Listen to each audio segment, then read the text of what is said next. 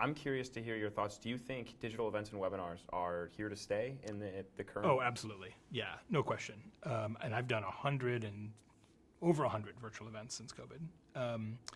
Definitely here to stay because the unit economics are really attractive in some circumstances, right? It is much less expensive to put on a virtual event in a lot of situations.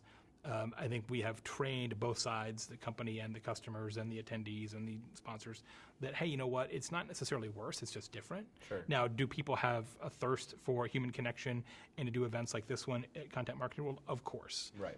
We will never have an all virtual world where we only do virtual events unless we're forced to do so. But I do think a lot of events that used to be in person will stay online. There's some reasons to do that. I mean, no travel time, no travel cost. There's just a lot of things that work that way.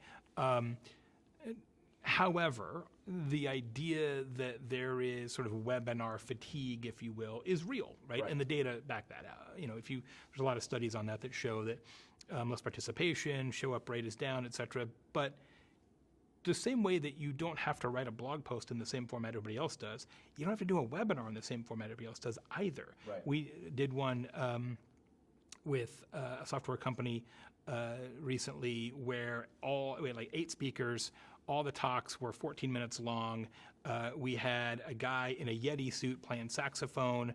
There was all kinds of prizes for charity. I'm doing another one with a software company coming up where, because I'm a tequila sommelier, it's like I do some marketing content and then I teach you about tequila and then I do the marketing content, teach you about tequila. We also do a program at Convince and Convert with our partners called Webinines, which I actually have the trademark on. It's 9-minute webinars, whole thing end to end 9 minutes, and people love it. Yeah. Show up rate's huge, rewatch rate is huge. So it's a long answer, but a webinar doesn't have to be 50 minutes of somebody who's not very good at speaking talking into a camera with crappy slides. Yeah. Like, a virtual event doesn't have to suck, right? And if it does, that's kind of on you. What are some of like the biggest misses or the things that are absolute, necessities if a webinar is going to be what I would call, good? Having a plan to engage the audience. A virtual event is a very lean back affair. Mm-hmm. You've got to get people leaning forward.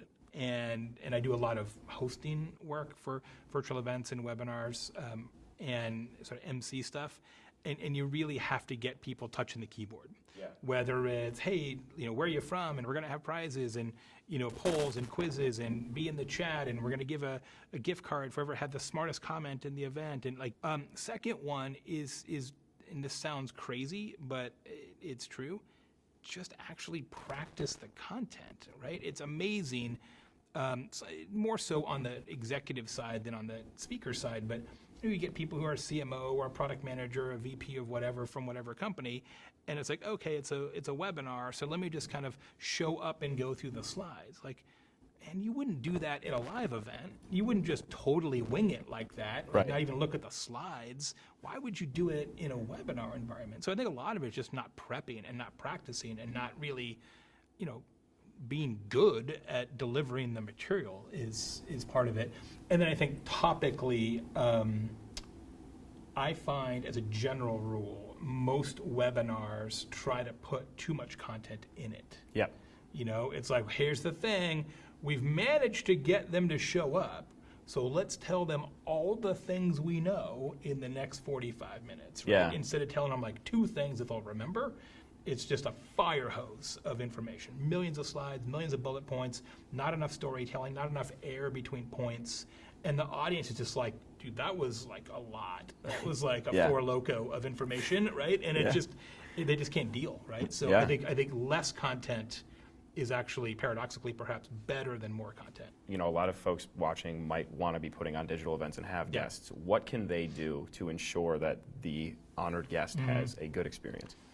I think for me, the more information I have about the audience, the better, right? Okay. So the more details that I can get on attendee profiles, whether it's geography, type of company, size of company, job roles, age, gender, even, it just helps kind of understand who your real audience is. And then also one thing that gets overlooked a lot is I might only be there for 45 minutes or whatever in terms of the overall agenda, but it helps so much to really understand, okay, what are all the other things that are going to be covered during this event? Because I want to have context for what else is part of this, right? Especially anything that happens before I go on.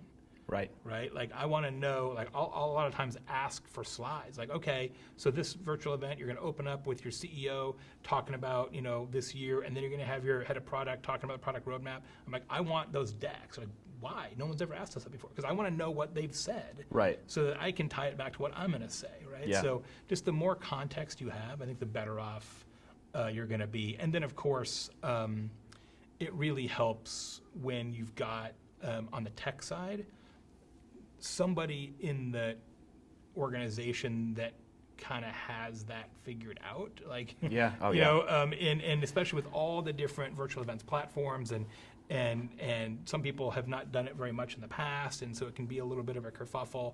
I'm lucky that I've done so many of them that I can usually talk them off the ledge from a tech standpoint, but it's nice to have somebody like Danny here who can really make it happen, because it's pretty nerve-wracking when all of a sudden you got like AV challenges, in a virtual event that I can't solve. Right. That is no fun.